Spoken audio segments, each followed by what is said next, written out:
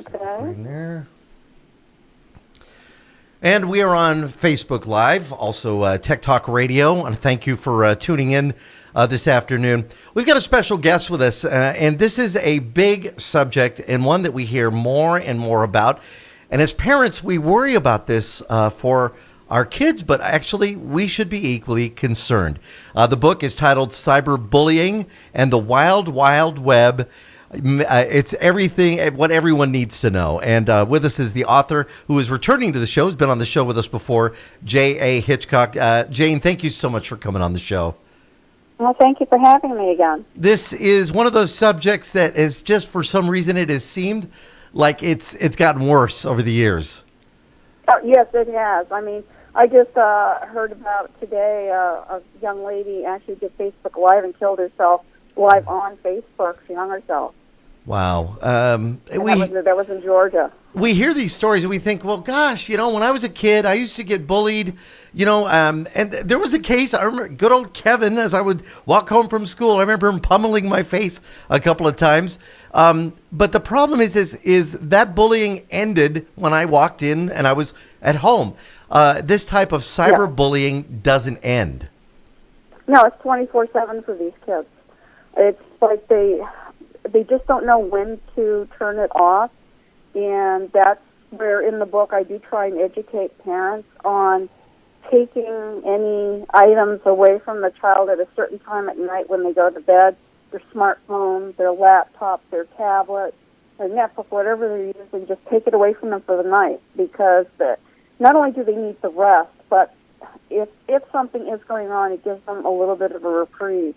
And I think that's the hardest thing, is everyone is just so connected these days that they sometimes don't know how to disconnect. Now, Jane, what made you decide to go ahead and write this book about this particular subject? Can you give us a little background about WHOA?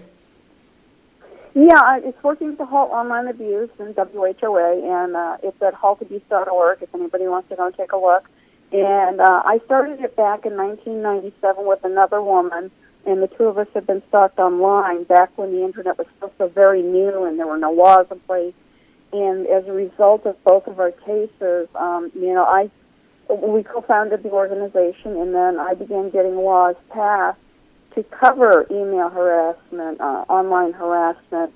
And then as the years have gone on, the states that first started to pass these laws back then have upgraded them to include other things, and now they're doing cyberbullying. And back in, I think it was, 2005, I started getting asked by schools if I could come and talk to students. And prior to that, I had just mainly talked at conferences, training law enforcement, libraries, and things like that. So I was like, yeah, sure, I'll come and do it.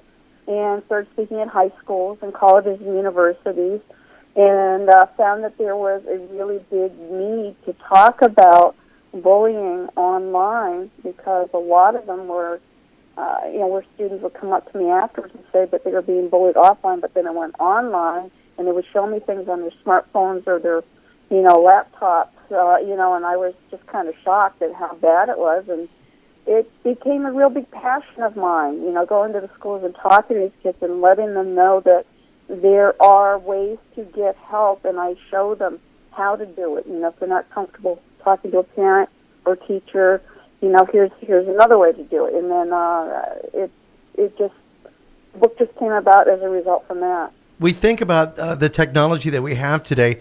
We think of it as a blessing, and I don't want to say it's a curse, but this cyberbullying has led, as you mentioned in that earlier story, kids to take their lives, to take it out on others violently.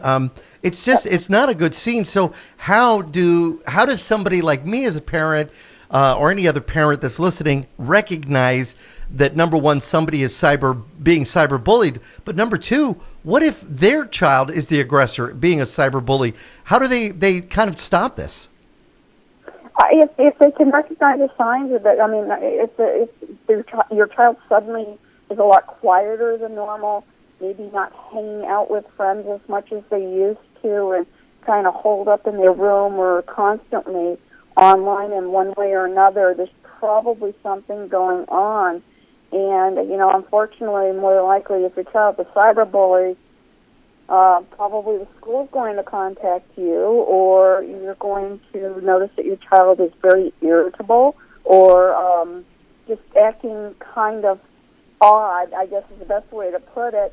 And it's time to just sit down, just have it, talk, just say, hey, how is school going? More than just, oh, it's okay. Just say, how are your friends? And try and get them to open up, because the one thing that I hear the most from students is that they're afraid if they say something to their parents that they're going to be banned from the internet for a certain amount of time, and they're afraid to tell them anything. And I have to tell parents, you have to be very open and let your child know, no matter what is happening to you at school, online, you need to come to talk to me, and I will listen to you, and I will understand. I won't punish you because it's not your fault. And sometimes these kids, when they're actually the cyberbully, it's probably something that started off as a little thing and then kind of escalated, from there, and they might be afraid to admit that they're a cyberbully. So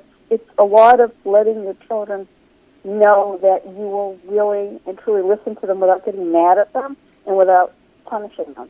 Now, we've talked before in the past, and we've talked with you about the whole stalker incidents, where people have gone out maybe on a date, or even they've just been online and somebody just sends them unwanted advances and notes. That has kind of become a form of cyberbullying when it continues. We've talked about, situations where people have their identities stolen and actually money and other items taken from them. This cyberbullying, is this just as serious as somebody who's being stalked as an adult?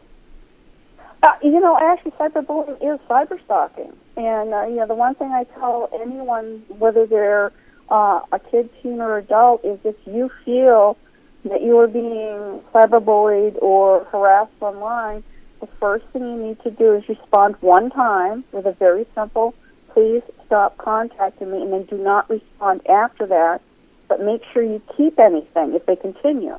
So if it's emails, if it's text, if it's posts on Facebook, just keep anything, but don't respond to them anymore, because what happens is when you continually defend yourself, that just boosts them almost like ego-wise, that they know they're getting to you, and that's when things kind of escalate. Right. And then the third thing they need to do is go to the service being used to harass or bully you and file a complaint. And that's, what my organization is there for. We have a lot of information on the website on how to do this, or people can feel free to email me at whoa@haltabuse.org, and I will try and help you. But, that's the thing is you need to, we call it, it's recognize it as stalking harassment, report it, and refuse it. So, the 3 R's is what I call it, mainly for kids, but I also teach that to adults as well. I know us as adults, we're very hesitant to give out our cell phone numbers for somebody to text us, or, our private addresses. It just seems to me like kids that are getting devices, tablets, iPhones, Android devices, are really quick to give out, here, text me to everybody. Should they be exercising some caution, and should the parents be kind of exercising that same caution while talking to their kids, telling them, hey, listen, don't be giving your number out to everybody. Just because you go to school with them doesn't mean they should have this.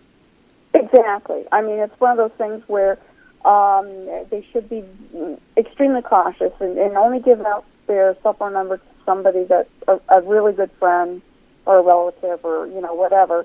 And otherwise, if they have a Facebook account or they're on Kick or Snapchat or Instagram, I mean, these people can contact them on there and post or whatever. And then that way, if they start harassing them or bullying them on these things, they can take them off their friends list or take them off their list and report them and not have to worry about their cell phone.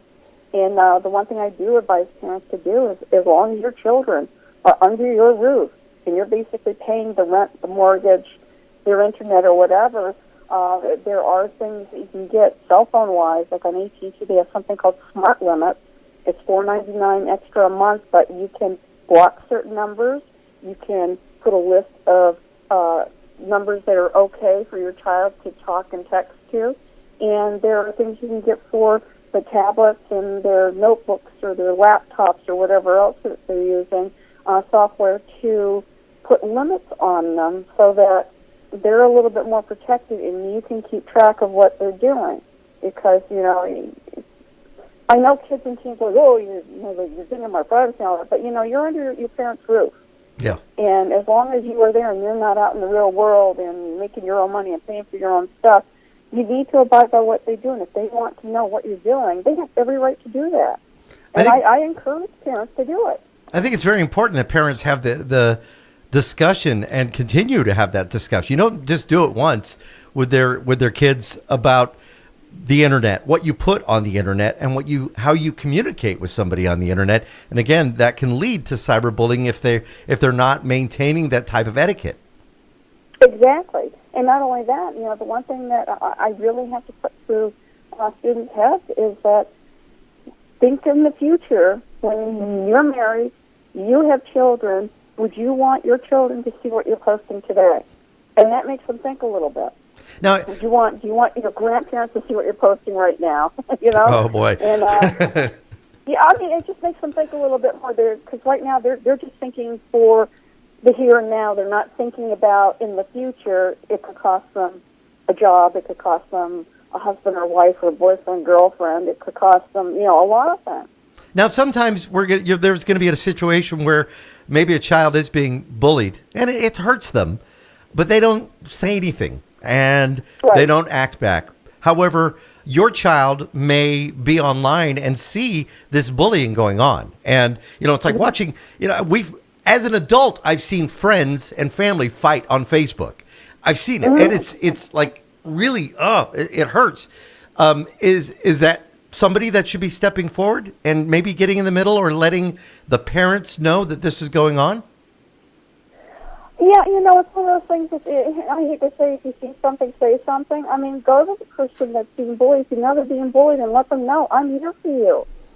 What can I do? Let's talk about it or something. You don't have to necessarily go to the parent, but, try and talk to that person and let them know that they are not alone. I think that is the hardest thing, like you said. They're afraid to talk to somebody, but if you see something going on and you approach them and say, hey, look, I saw what's going on, on Snapchat or whatever, and, let's talk about it and see what we can do to stop it.